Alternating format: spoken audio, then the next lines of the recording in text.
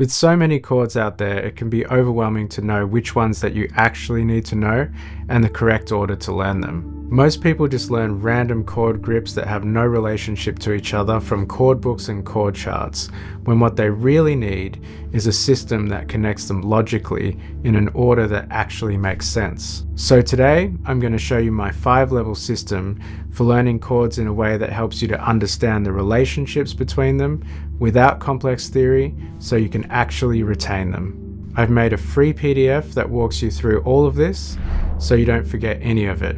You can download it through the link in the description below. Let's get into it. So we're going to use a technique that I call chaining.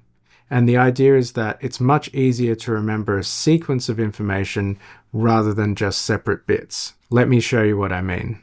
The first chords you should learn are the open major and minor chords. These are your foundation, and there are 9 of them that we're going to string together. The best place to start is with E minor, because it's easy to play and it uses every string.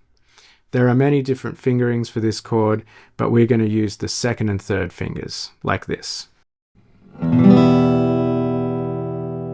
If you're new to the guitar, make sure you curve your fingers so that they don't touch the other strings, unless you're trying to mute them, which we'll talk about later. Make sure you play the strings separately from lowest pitch to highest, so you can be sure that every note is working in the chord, like this.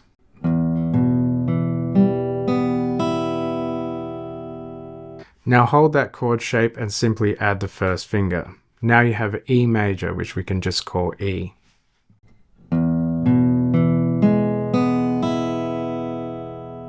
Now holding this shape, we're going to move to A minor simply by dropping the entire chord shape by 1 set of strings. This chord only uses 5 strings, so don't play the low E string. Notice that when we do this, the bass note of the chord becomes an A, which is the root note of our A minor chord. And when we had the E chord, the root note is an E, so the bass note was also an E. Noticing little things like this about chords helps you to remember them and remember how many strings to play. So to move to the next chord, which is C, what you have to do is take that 3rd finger and then shift it up to the 3rd fret of the 5th string like this, and then shift it a bit closer to the fret. This chord is also 5 strings, but this time the root note is not an open string, it's a fretted note. So can you guess what this note might be? That's right, it's a C, because it's a C chord. Another thing that I should say about this C chord is that if you lightly touch the low E string with your 3rd finger, or with the thumb, or with both, then you can stop it from ringing. This is called muting, which we talked about earlier, and this helps you to get rid of unwanted noise from other strings. Remember to give your hand a bit of a rest as we go. You don't have to hold the chord shape through all 9 chords, that would be a bit extreme, so don't injure yourself. So from the C chord, we're going to form a G chord.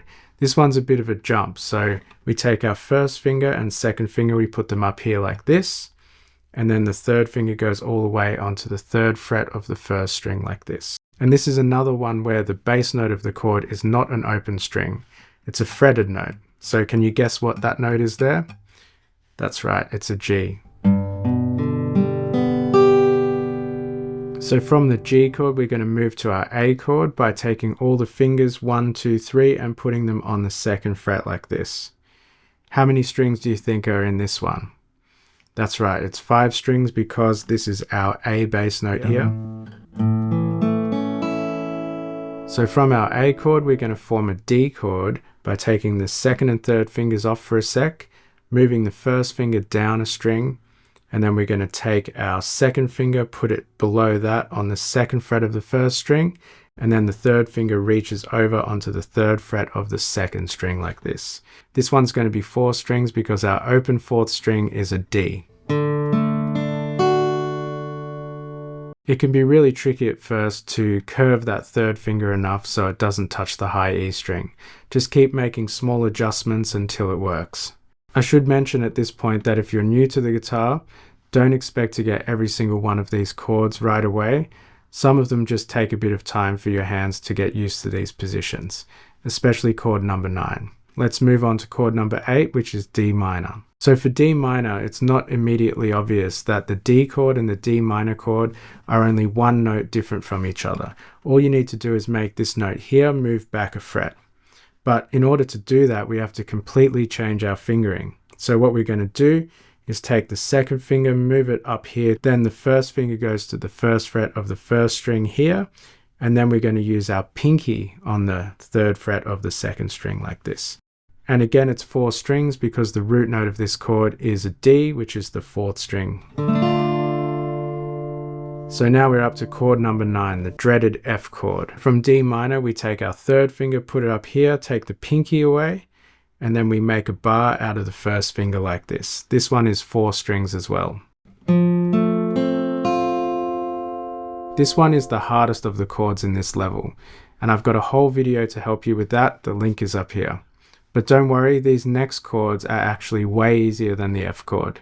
Let's move on to level 2. We can actually roughly put every single chord into 3 broad categories: major, minor, and dominant 7th. We've already got some chord forms for major and minor, so what are these dominant 7th chords? Well, the chord symbol looks the same as major, so with the letter, but with a 7 after it. And we can get to them by making a small shift to the major chord form. So leaving out the F chord for a sec, let's review the other 5 major chords that we've learnt so far.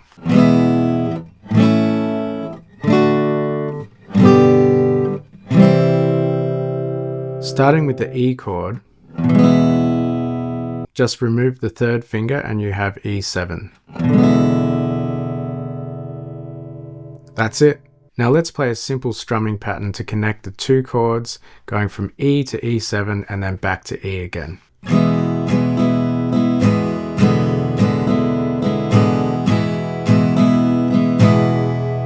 Next we have A7, so let's play the A chord, and then remove the second finger and you have A7. So to make this more comfortable, we can just swap the third finger for the second finger here like this. Now let's apply the same strumming pattern, so going A, A7, then A.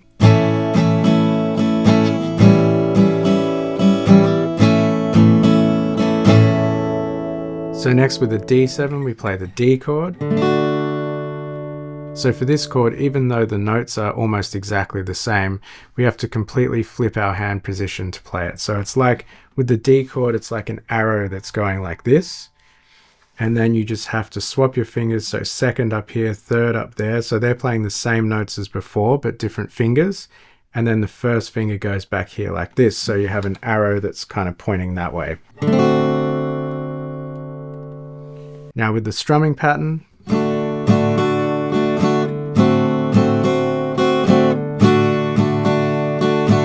so onto the G7 chord, we start with the G.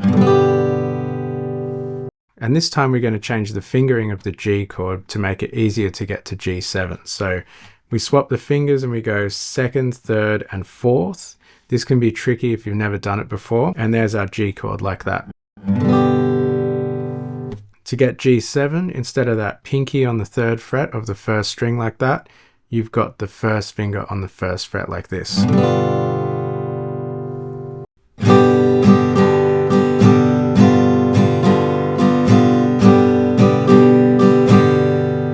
So it's a good reminder that you don't have to play a chord shape with just one fingering.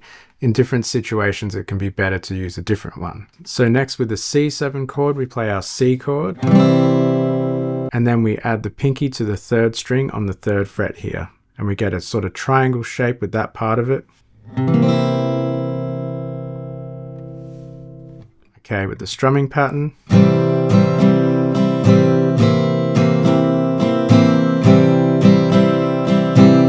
And if you notice there, I was using that muting technique with the third finger just lightly touching the lower E. So that's all 5 major chords converted into dominant 7th chords, except for the F. But there's one more that I'd like to include that we haven't learnt the major chord for yet. So B major is a bar chord, which we'll talk about later. But B7 we can actually get to from C7. So let's look at that. So C7, we've got our fingers like this, and we have the triangle here. We're going to take that first finger off, and we're going to swap this shape so it goes second finger here on the 3rd fret of the 5th string, first finger on the 2nd fret of the 4th string, and third finger on the 3rd fret of the 3rd string like this. And then we're going to pull it back 1 fret and then add the pinky onto the 2nd fret of the 1st string like this. So let's move on to level 3, where we'll make some changes to the minor chords. In level 3, we're looking at minor 7 chords, which come under the minor chord category. These can be used as substitutes for minor chords for something a bit different. So what we're going to do is take all of the minor chords we learnt in level 1 and convert them into minor 7 chords. So E minor, A minor, and D minor. Starting with the E minor chord, all we have to do is remove the 3rd finger and we have E minor 7. Now you can do the strumming pattern that we did before, but to save time, I'm just going to play once on E minor, once on E minor 7, and then go back to E minor again like this. So just another tip while we're here, to help you to remember the names of the chords, just say the name of the chord as you play it like this. E minor, E minor 7, E minor. Next we play the A minor chord and just remove the 3rd finger and we have A minor 7.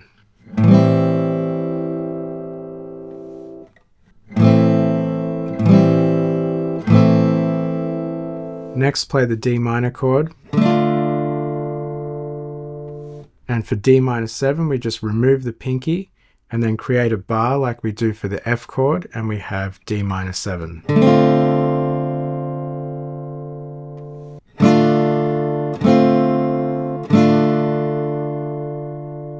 So when changing between them there, I just kept the bar on the 1st fret to make it easier to change between the 2 chords. Okay, here's another thing that we can notice about these chords. They're very similar to the dominant 7th chords that we learnt in level 2. So now we're going to play a sequence where we go from minor to minor 7 to dominant 7 and back to minor 7, so we can understand how those chords connect. Starting with the E group.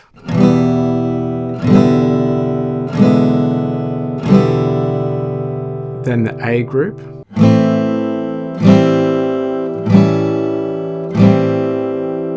And then the D group.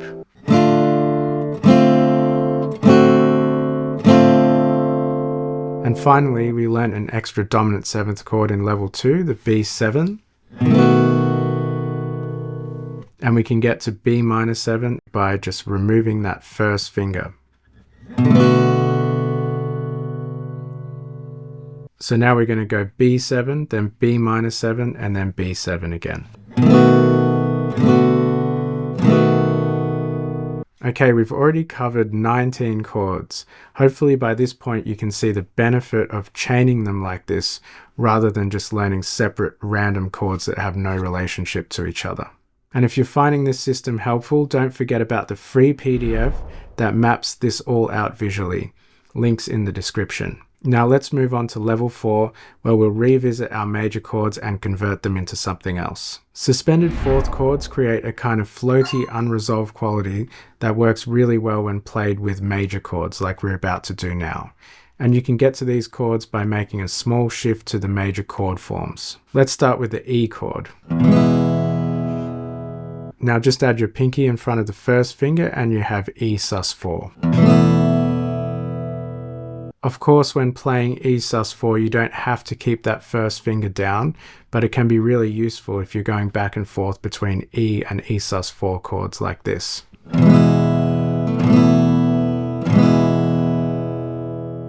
Next, with the A chord, just put the pinky in front of the 3rd finger like this. And now changing between them. So now for the D sus4, this one gets used in so many famous rock and pop songs.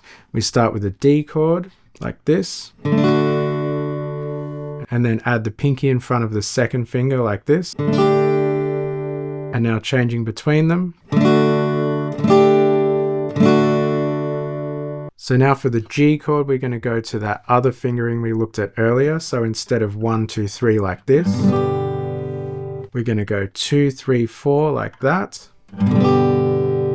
But this time, instead of like we did with G7, where we put the first finger on the first fret of the first string, we're going to move it to the second string on the first fret. And changing between them.